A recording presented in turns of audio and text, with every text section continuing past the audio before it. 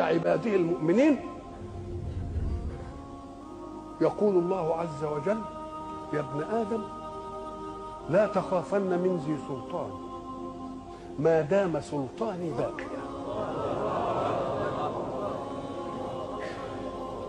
وسلطاني لا ينفد أبدا. يا ابن آدم لا تخشى من ضيق الرزق، وخزائني ملآنة وخزائني لا تنفد أبدا. يا ابن آدم خلقتك للعبادة فلا تلعب، وضمنت لك رزقك فلا تتعب. اوعى تفتكر تتعب يعني بجوارحك، تتعب بقلبك وتنشغل بيه. انت الجوارح تعمل والقلوب تتوكل. الجوارح تعمل والقلوب تتوكل. خلقتك للعبادة فلا تلعب، وضمنت لك رزقك فلا تتعب. فوعزتي وجلالي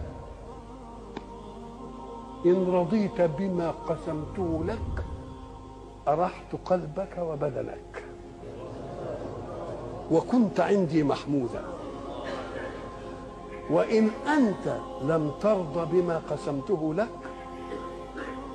فوعزتي وجلالي لأسلطن عليك الدنيا تركض فيها ركض الوحوش في البرية، ثم لا يكون لك منها إلا ما قسمته لك. يا ابن آدم خلقت السماوات والأرض ولم أعي بخلقهم، أيعيني رغيف عيش أسوقه لك؟ يا ابن آدم لا تسألني رزق غد كما لم أطلب منك عمل غد. يا ابن آدم أنا لك محب، هي دي بتاع ودود بقى. أنا لك فبحقي عليك كن لي محبا.